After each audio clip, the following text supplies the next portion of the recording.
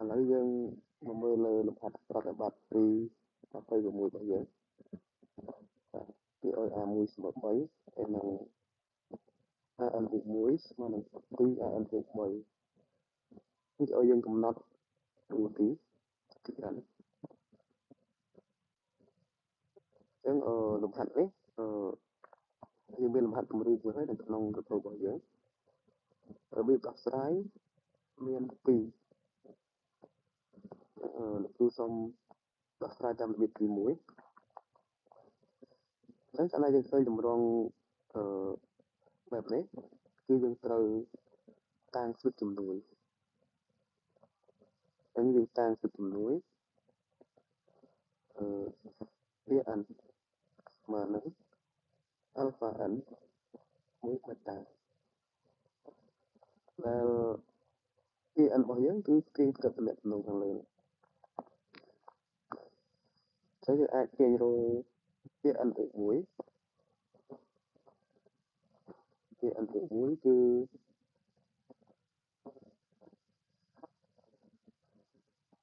ស្មើនឹង alpha n បូក1មួយ beta គឺគុណពលាតវាទៅយើងបាន alpha n មក alpha មួយ beta ចុះបន្ទាប់គឺយើងយក an ហើយនឹង an បូក1ចំនួនក្នុងតំណែងខាងលើ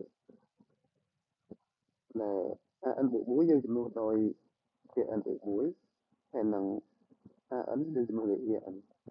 អញ្ចឹងយើងបាន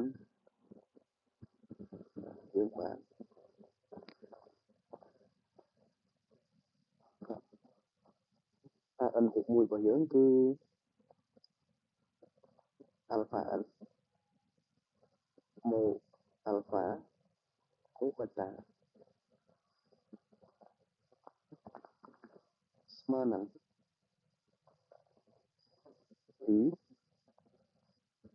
an របស់យើងចំនួនដោយ an គឺ alpha n មក beta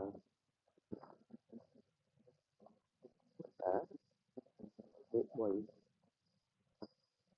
យើងផលិតវិញទៅយើងបាន alpha n មក alpha មក beta ស្មើនឹងគុណចូលយើងបាន2 alpha n មកនឹង2 beta មក3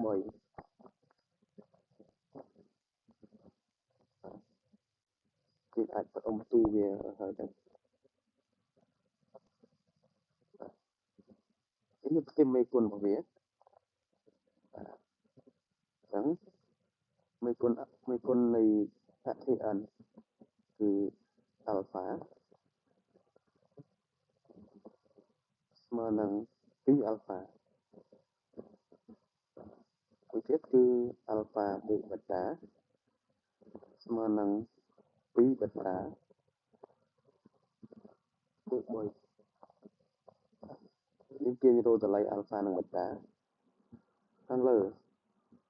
alpha ស្មើ2 alpha អញ្ចឹងយើងទាញបានយើងបោះ alpha ដល់ខាងទៅយើងបាន2 alpha ដក alpha មក0ទៅវាអាចទាញបាន alpha មក0ខាងក្រោមនេះគេអាចចំនួន alpha ដូច0 0មក beta ស្មើនឹង2 beta គឺ1យើងទាញរោមួយទៀតគឺយើងបាន alpha ស្មើ0អញ្ចឹងនេះយើងគិតឃើញនេះ2 beta ដក beta យើងបាន beta យើងអាចទាញបាន beta ស្មើនឹងដក3បាទអញ្ចឹង ON របស់យើងគឺស្មើនឹង 0n បាទចំនួនខាងនេះ បូកជាមួយនឹងបត្តារបស់យើងគឺដក3អញ្ចឹងស្មើនឹងដក3ទៅប្រទៀតគឺយើងយកan បូក1ដក on ស្មើនឹង2an បូក3ដក on ពីចំនួន on ចូលយើងបាន an បូក1បាទដក3ស្មើនឹង2an បូក3ដក3អញ្ចឹងយើងបាន an បូក1ដកបូក3ស្មើនឹង2an បូក3ដកបូកអញ្ចឹងយើងបានបូក6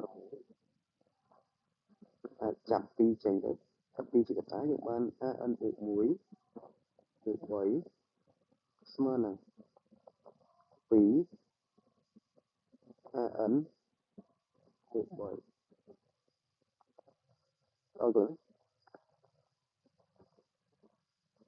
ដល់ទៅយើងអាចតាំង switch bn មួយតាំង bn ស្មើនឹង an បូក1គេរក bn បូក1យើងអាចសេថា an បូក1បូក3អញ្ចឹងខាងនេះគឺយើងតាំងវាដោយ bn ស្ពេកគឺ bn បូក1យើងអាចសរសេរថាបាទ bn បូក1ស្មើនឹង2 bn ចំនួនក្នុងនេះជា switch ធនមានអញ្ចឹង bn ជា switch ធនមាន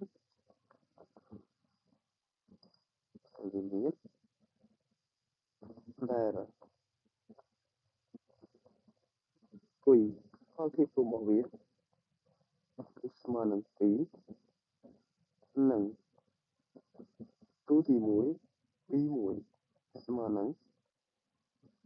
A1 បូក3យើងចំនួន A1 ចូលបាទ A1 គឺស្មើ3អញ្ចឹងគឺ3បូក3ស្មើនឹង5អត់ត្រង់នេះយើងអាចរក 2n នៃ switch bn បាទអញ្ចឹងភាសា bn ជា switch ធនមានអញ្ចឹង bn ស្មើនឹង b1 គុណនឹង2ស្មើគុណ n ដក1 b1 គឺ6គុណនឹង2គុណ n ដក1ដោយសារតែ6យើងអាចសរសេរថា3គុណនឹង2 bn របស់យើងអាចសរសេរថា3គុណនឹងគឺគុណ2ចូលទៅក្នុងស្វ័យគុណហ្នឹងទៅគុណនឹង2គុណនឹង2គុណ n ដក1យើងបាន2ស្វ័យគុណn បាទតែ bn របស់យើងគឺស្មើនឹងអីទេ bn គឺស្មើនឹង an បូក3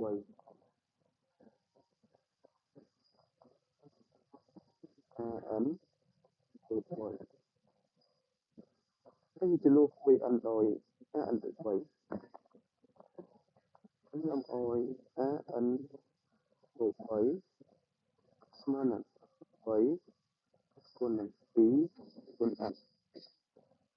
អញ្ចឹងគេរក an ស្មើនឹង3គុណនឹង2សេគុណ n ដក3នេះគឺចំណែក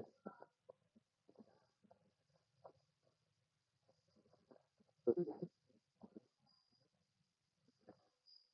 ងអាចផ្ទេរកាត់ទៅចង់ដឹងថាដំណោះស្រាយយើងត្រូវឬខុសអញ្ចឹងយើងឲ្យ n ស្មើ1 a1 ស្មើនឹង3គុណនឹង2សេគុណ1ដក3ស្មើ